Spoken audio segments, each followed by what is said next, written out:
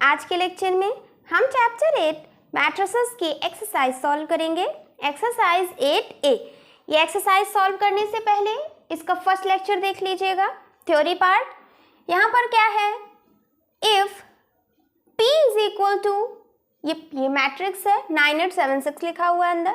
Find P transpose, P plus P transpose और P minus P transpose हमें निकालना है। ये P ट्रांसपोज पता है, लेक्चर 1 में देखा है ना, ट्रांसपोज ऑफ अ मैट्रिक्स। देखिए क्या होता है, P यहाँ पर लिखा हुआ है 9 8 7 6, तो P डैश क्या हो जाएगा, इसको कहते हैं ट्रांसपोज ऑफ अ P का ट्रांसपोज। यानी यहाँ पर देखिए क्या होगा, जो रो है वो कॉलम बन जाएगा, जो कॉलम है वो रो बन जाएगा। जैसे यहाँ पर रो में क्या है, ये रो होता है ना, ये रो में क्या लिखा है 9 8, सेकंड रो में क्या लिखा है 7 6, तो ये रो हमारा क्या बन जाएगा, कॉलम बन जाएगा। 9 8 को उठा करके कॉलम बना देंगे, ये हो गया कॉलम में। रो इस तरीके से होता है, कॉलम ऐसे होता है, तो इस रो को उठा करके हम कॉलम बना देंगे। ये 9 8 को उठाया कॉलम, 7 6 को उठाया कॉलम बना दिया। कितना सिंपल है, क्या है ये, ट्रांसपोज है। ये चीज समझ में आया। अब फर्स्ट पार्ट कह रहा है कि हमें फाइंड करना है P ट्रांसपोज, तो यहाँ से तो ये आ गया। सेकंड पार्ट देखें, क्या है P प्लस P ट्रांसपोज, बहुत सिंपल है, P प्लस P ट्रांसपोज। यानी हमें 9 8 7 6, P ट्रांसपोज क्या है 9 7 8 6, सॉरी यहाँ पर क्या, हाँ ठीक है 9 8 7 6, ये हो गया। अब यहाँ पर हमें ऐड करना है। ऐड हम कैसे करते हैं, हमें सबसे पहले देखना रहता है इनके ऑर्डर ऑफ मैट्रिक्स सेम है। कितने रो हैं, 2 रो और 2 कॉलम। यहाँ पर भी 2 रो 2 कॉलम। जब ऑर्डर सेम है तभी हम ऐड और सब्ट्रैक्ट कर सकते हैं। ऑर्डर सेम है यानी कर लेंगे। जैसे हमारा यहाँ पर क्या हो जाएगा, यहाँ पर हो जाएगा 9 प्लस 9, यहाँ क्या लिखेंगे 9 प्लस 9, फिर 8 प्लस 7, यहाँ क्या लिखेंगे 7 प्लस 8, और यहाँ क्या लिखेंगे 6 प्लस 6। समझ में आ रहा है ना, क्या आएगा यहाँ पर आंसर 18, और 7 और 8 15, ये हो जाएगा हमारा 15, और ये 12। ये क्या है P प्लस P डैश। ये क्या आ गया यहाँ पर, सेकेंड पार्ट 18, फिर 15 उधर लिखा है, इधर 15 और 12 आया। अब थर्ड पार्ट देखें, थर्ड पार्ट में क्या है P minus P dash, P minus P dash. P लिखेंगे पहले और 9 8 7 6, हमें ऐसे माइनस करना है, ठीक है। जैसे हम ऐड कर रहे हैं वैसे ही सब्ट्रैक्ट भी करेंगे। यहाँ पर भी दोनों का ऑर्डर सेम है, तो यहाँ क्या लिखेंगे पहले हम 9 माइनस क्या लिखेंगे 9 है ना, 9 माइनस 9, फिर 8 माइनस 7, 7 माइनस 8 और 6 माइनस 6, ये हो गया। यहाँ पर इसको देखेंगे तो ये 0, ये 1, ये -1 और ये 0, तो यहाँ से क्या आ गया P माइनस P डैश, 0 1 -1 और 0। समझ में आया। और देखते हैं क्वेश्चन, यहाँ पर है given M is equal to 1 A 7 और -8। N में क्या लिखा है -2 3 B and 5। Find A and B if M plus N, ये दिया हुआ है, M प्लस N ये है, तो हमें फाइंड करना है A एंड B, ठीक है। क्या करना है, M प्लस N हमें दिया हुआ है -1 2 9 और -3, ये हमें दिया हुआ है। M हमें दिया है, N दिया है, तो M की जगह हम क्या रखेंगे, यहाँ पर M की जगह हम रखेंगे 1 A 7 -8 प्लस यहाँ क्या है -2 3 B 5, क्या दिया हुआ है यहाँ पर -1 2 9 और -3, ये दिया हुआ है। इन दोनों को सॉल्व करेंगे, ऐड करेंगे, क्या आएगा 1, ऐड करेंगे क्या आएगा 1 प्लस, और यहाँ क्या लिखा है -2, A प्लस 3 आएगा, 7 प्लस b आएगा और -8 + 5 आएगा। ये यहाँ पर हो गया। फिर इसको सॉल्व करें, क्या हो जाएगा, -1, यहाँ पर हो गया a + 3, यहाँ है 7 + b और यहाँ क्या हो जाएगा -3। ये हो गया हमारा। अब देखिए दो मैट्रिसेस इक्वल हैं, कब इक्वल होते हैं, जब इनके ऑर्डर सेम हो। ऑर्डर तो सेम है क्योंकि 2 रो 2 कॉलम, 2 रो 2 कॉलम है, ठीक है। ऑर्डर सेम हो और अंदर जो मैट्रिक्स के अंदर जो एलिमेंट लिखे हैं वो सेम होने चाहिए। मैट्रिक्स कब इक्वल होते हैं, जब उनके एलिमेंट्स इक्वल हों और ऑर्डर सेम हो। तो ऑर्डर तो सेम है, एलिमेंट्स भी इक्वल होंगे, यानी यहाँ -1 यहाँ -1, ठीक है। यहाँ -3 यहाँ पर भी -3, तो a + 3 की जगह क्या होना चाहिए, 2 होना चाहिए। a + 3 = 2, यहाँ से a की वैल्यू -1। फिर देखिए और यहाँ पर क्या होना चाहिए 9, यानी 7 + b क्या होगा 9 होगा। b की वैल्यू 9 - 7 यानी b की वैल्यू आ गई 2। यहाँ से हमारा आंसर आ गया। हमें फाइंड क्या करना था, a और b फाइंड करना था। a की वैल्यू -1, b की वैल्यू 2। नोट कर लीजिए, गिवन a = 10 a 6 11 7 6। ये a का मैट्रिक्स है, ये b का मैट्रिक्स है और m ये। And a - b = m। Find a b c d e f। हमें क्या करना है, a b c d e f की वैल्यू निकालनी है। हमें यहाँ पर रिलेशन दे दिया कि a - b क्या होगा, m होगा। तो a - b क्या होगा हमारा, m होगा। a क्या है हमारा, a है यहाँ पर 10 a 6 11 7 6, ये a है। माइनस b की जगह क्या रखेंगे, b का मैट्रिक्स यानी -5 3 d c -4 और 2। m की वैल्यू क्या रखेंगे, m क्या है E1 5 9 F1। ये हो गया हमारा a - b = m हो गया। अब देखिए दो मैट्रिसेस क्या हो रहे हैं, दो मैट्रिक्स क्या हो रहे हैं, सब्ट्रैक्ट हो रहे हैं। जब ये माइनस ये करेंगे तो क्या लिखेंगे 10 - 5। समझ में आ रहा है ना, 10 और फिर जैसे इसमें लिखा है वैसे ही करेंगे। देखिए 10 इससे माइनस, a का इससे, 6 का इससे, इन दोनों का इन दोनों का इन दोनों, इस तरीके से आपको सब्ट्रैक्ट करना है। तो पहले हम करेंगे सब्ट्रैक्ट किससे, -5 से। फिर बीच में क्या लिखा है a -3, फिर यहाँ 6 - d, यहाँ पर 11 - c, 7 - -4, 6 - 2 लिखा हुआ है। इधर क्या है इक्वल में, E1 5 9 F1। ये हो गया। अब इसको सॉल्व करेंगे तो यहाँ पर क्या हो जाएगा, माइनस माइनस हो जाएगा प्लस, 10 + 5 क्या हो जाएगा 15। यहाँ पर लिखे तो ये हो गया 15। a -3 6 - d लिखा हुआ है। यहाँ पर 11 - c, माइनस माइनस प्लस, तो 7 + 4 कितना हो गया 11 हो गया। 6 - 2 कितना हो गया 4 हो गया। इक्वल में क्या लिखा हुआ है, इक्वल में लिखा है E1 5 और 9F और 1। क्या लिखा है 9F और 1। अब देखिए दो मैट्रिक्स इक्वल है यानी इनके ऑर्डर सेम होने चाहिए। ऑर्डर तो सेम है क्योंकि 2 रो 3 कॉलम, 2 रो 3 कॉलम है। लेकिन यहाँ पर एलिमेंट भी सेम होने चाहिए।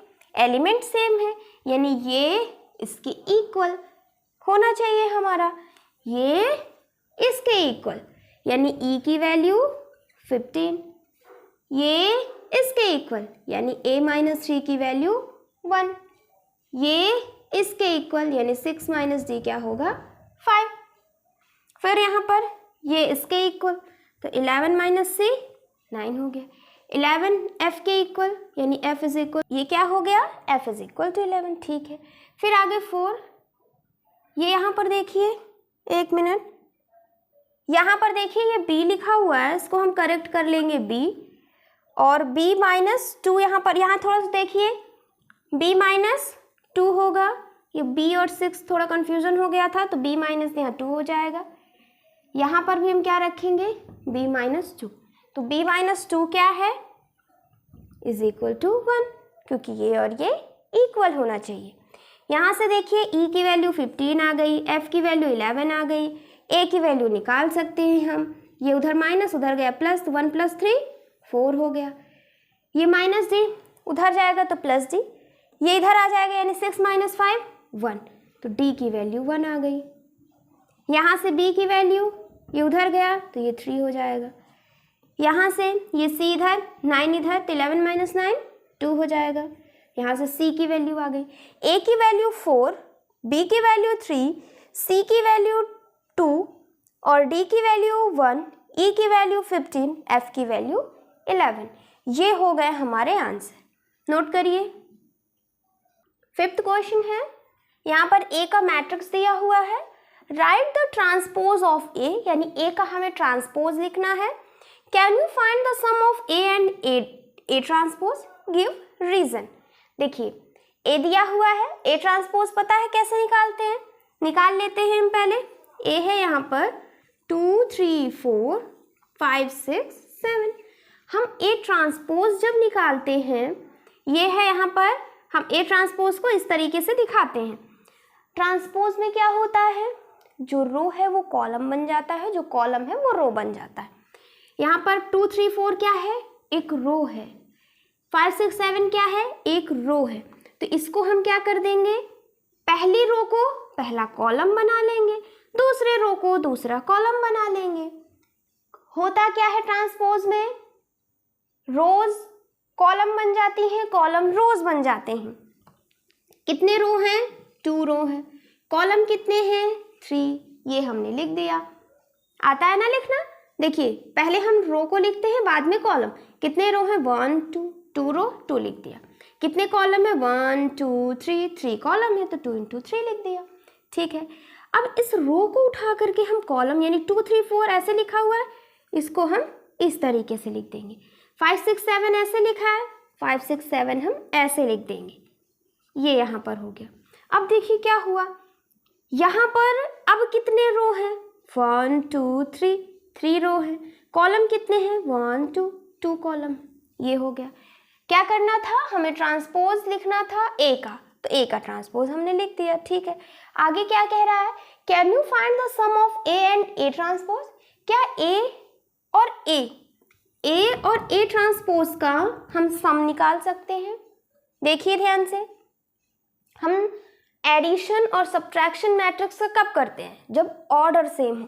क्या यहाँ पर इन दोनों का ऑर्डर सेम है, नहीं, यहाँ पे 2 3 लिखा है, यहाँ पर 3 2 लिखा है, ऑर्डर सेम नहीं है, यानी हम इनका सम नहीं निकाल सकते हैं। क्यों नहीं निकाल सकते, रीजन क्या देंगे कि इनका ऑर्डर सेम नहीं है, ऑर्डर सेम नहीं है। समझ में आया ना। और क्वेश्चन देखें, 6th क्वेश्चन है, write the order of the following matrices and classify them. यहाँ पर जितने भी क्वेश्चन लिखे हैं इनका हमें क्या करना है, ऑर्डर लिखना है और क्लासीफाई करना है। क्लासीफाई क्या करना है, यानी हमें बताना है कि रो मैट्रिक्स कौन होगा, कॉलम मैट्रिक्स, स्क्वायर मैट्रिक्स, हमने जो पढ़ा है ना फर्स्ट लेक्चर में, वही से हमें देखना है। देखिए पहला क्वेश्चन है 3 4 5 लिखा हुआ है, यहाँ पर कितने रो हैं, ये रो होता है, कितने रो हैं, 1। पहले हम रो लिखते हैं फिर कॉलम लिखते हैं, पहले हम रो लिखते हैं फिर कॉलम, तो यहाँ पर रो कितना है, 1, कॉलम कितना है, 1 2 3, 3 कॉलम यानी 1 × 3 लिख दिया। पहले हम सबका ऑर्डर लिख लेते हैं, ये हो गया। फिर सेकंड वाले को देखिए, कितने रो हैं, 2 रो हैं, कॉलम कितने हैं, 1 2 3, 3 कॉलम है, ये हो गया। अब देखिए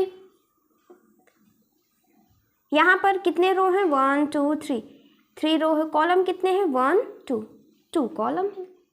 यहाँ पर देखिए 1 2, 2 रो है, कॉलम कितना है, 1।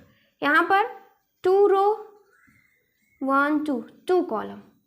यहाँ पर कितने रो, 2 रो, कॉलम कितने, 1 2। यहाँ पर 2 रो और 3 कॉलम। ठीक है, ये हो गया हमारा पर हम क्या लिखते हैं, यहाँ पर हमने ऑर्डर लिख दिया। अब हम क्लासीफाई करते हैं। तो देखिए यहाँ पर हमने बताया है कि अगर एक रो हो तो उसको क्या कहते हैं, रो मैट्रिक्स कहते हैं। क्या कहते हैं, रो मैट्रिक्स। जब एक रो हो तो रो मैट्रिक्स, जब एक कॉलम हो तो कॉलम मैट्रिक्स। यहाँ पर देखिए रो 2 हैं, कॉलम कितने हैं, एक कॉलम, तो यहाँ हो जाएगा कॉलम मैट्रिक्स। ये हो गया। फिर देखिए यहाँ पर ये कैसे लिखा हुआ है, क्या ये रो है, एक कॉलम है, नहीं। क्या एक रो है, नहीं। क्या एक कॉलम है, नहीं। यहाँ पर ये क्या हो सकता है, ये है हमारा रेक्टेंगल मैट्रिक्स। क्या है, रेक्टेंगल मैट्रिक्स है। रेक्टेंगल क्या होता है, जब उसके ऑर्डर यानी m और n इक्वल नहीं होते तो उसे हम कहते हैं रेक्टेंगल मैट्रिक्स। क्या बोले, जब इक्वल नहीं हो, इक्वल यहाँ पर भी नहीं है लेकिन यहाँ पर अगर 1 आ गया तो उसको रो मैट्रिक्स बोलेंगे। कॉलम, एक कॉलम आ गया तो कॉलम मैट्रिक्स। पहले हम चेक करेंगे रो है या कॉलम मैट्रिक्स। अगर वो नहीं है और ये दोनों अलग अलग हैं तो उसे हम कहेंगे रेक्टेंगल मैट्रिक्स। ठीक, यहाँ पर भी देखिए ये यहाँ अलग अलग है और ये ना तो रो मैट्रिक्स है ना कॉलम मैट्रिक्स है, तो ये क्या हो जाएगा, रेक्टेंगल मैट्रिक्स हो जाएगा। आगे यहाँ पर देखिए दोनों जब सेम होते हैं उसे हम कहते हैं स्क्वायर मैट्रिक्स। क्या कहते हैं, स्क्वायर मैट्रिक्स कहते हैं। जब दोनों m और n दोनों सेम होते हैं उसको कहते हैं स्क्वायर। स्क्वायर में क्या होता है, सारी साइड इक्वल होती है, लेंथ और ब्रेथ। वैसे अगर देख लें तो लेंथ और ब्रेथ दोनों इक्वल है। रेक्टेंगल में क्या होता है, दोनों अलग अलग होते हैं, तो अलग अलग है यहाँ पर। और देखिए क्या पढ़ा है हमने, जीरो मैट्रिक्स पढ़ा है, नल मैट्रिक्स या जीरो मैट्रिक्स पढ़ा है। जब अंदर एलिमेंट सब जीरो हो उसे कहते हैं नल या जीरो मैट्रिक्स। ये यहाँ पर हो गया। इसको देखिए ये क्या है, जब 1 से स्टार्ट हो एलिमेंट और 1 से खत्म हो, हम लिखेंगे कैसे, 1 0 0 1। 1 से स्टार्ट किया 1 से खत्म हुआ तो उसे क्या कहेंगे, यूनिट या आइडेंटिटी मैट्रिक्स कहेंगे। और क्या होना चाहिए यहाँ पर ये क्या बनाए, डायगोनल बनाए, डायगोनल मैट्रिक्स भी हो तो इसको हम कहते हैं यूनिट या आइडेंटिटी मैट्रिक्स कहते हैं। आगे आइए, एक और क्वेश्चन है उसको भी देखेंगे। 7th क्वेश्चन है, if a is equal to and b is equal to and c is equal to दिया हुआ है, find a minus B plus C. Find करना है, बहुत सिंपल है, a minus B plus C हमें फाइंड करना है। a मैट्रिक्स क्या है, -4 5 1 और -2, बीच में सब्ट्रैक्ट है, फिर b लिखेंगे, b क्या है 2 3 -7 -8, फिर प्लस c क्या लिखा हुआ है 6 7 8 9। ये हो गया। इसको सॉल्व करते हैं। अब यहाँ पर आपको ध्यान देना है, कभी भी आप ऐसा ना करिएगा कि इन दोनों के बीच में प्लस है तो पहले इन दोनों को प्लस कर दें, गलत हो जाएगा। बॉडमॉस रूल पढ़ा है ना, पहले क्या करना रहता है हमें, एडिशन फिर सब्ट्रैक्शन करना रहता है। ऐसे बिल्कुल बहुत गलत हो जाएगा अगर आप इन दोनों को ऐड कर दिए और फिर इससे सब्ट्रैक्ट करें। हमें सबसे पहले क्या करना है, ऐड कर लेंगे, इन दोनों को ऐड कर लें और फिर इससे सब्ट्रैक्ट कर दें। पहला मेथड तो ऐसा है बॉडमॉस के हिसाब से। और क्या कर सकते हैं, और हम तीनों को साथ में लेकर भी चल सकते हैं। कैसे, ये दोनों सब्ट्रैक्ट हो रहे हैं तो इन दोनों को सब्ट्रैक्ट करें और फिर ये ऐड हो रहा है तो इन दोनों को सब्ट्रैक्ट करें और इसे ऐड करते जाएं। समझ में आ रहा है? चलिए इसी से कर लेते हैं हम लोग। तो इन दोनों को हमें ऐड करना है। मैट्रिक्स में a plus B is equal to B plus A होता है, ठीक, लेकिन a minus B b minus A equal नहीं होता। ये ध्यान रखना है आपको। a plus B plus A होता है लेकिन a minus B minus A generally नहीं होता। समझ में आया? यानी इन दोनों को हम पहले ऐड कर लें। ऐड करेंगे तो -4 + 6 5 + 7, 1 + 8, -2 + 9, फिर यहाँ पर ये सब्ट्रैक्ट है 2, 3, -7, -8। ये चीज़ समझ में आ रहा है ना? या हम कोई नंबर लेकर देख लें तो 11 - 2 + 3 मान लीजिए ऐसे लिखा हुआ है, तो बॉड मास के हिसाब से हमें पहले ऐड करना है, तो इन दोनों को पहले हम ऐड कर देंगे फिर सब्ट्रैक्ट करेंगे। समझ में आया? वैसा ही हमने किया है। यहाँ पर क्या आ जाएगा, 2 आ जाएगा, यहाँ पर 12, यहाँ 9 और यहाँ पर 7, फिर 2, 3, -7, -8, ये हो गया। इसको सॉल्व करेंगे। यहाँ पर क्या लिखा हुआ है, माइनस करना है, माइनस करेंगे 2 - 2, 12 - 3, 9 - 7, 7 -8, सॉल्व करें, क्या आ जाएगा 0, यहाँ पर क्या आ जाएगा 9, ऐड हो जाएगा 9 + 7 क्या हो जाएगा 16, 7 + 7 ऐड हो जाएगा तो ये हो जाएगा 15। यहाँ पर हमारा क्या आ गया, a - b + c क्या आ गया 0, 9, 16, 15। समझ में आया? नोट कर लीजिए। यहाँ से हमने एक्सरसाइज 8A के सारे क्वेश्चन सॉल्व कर लिए। अब नेक्स्ट लेक्चर में हम एक्सरसाइज 8B सॉल्व करेंगे। Thank you for watching this lecture.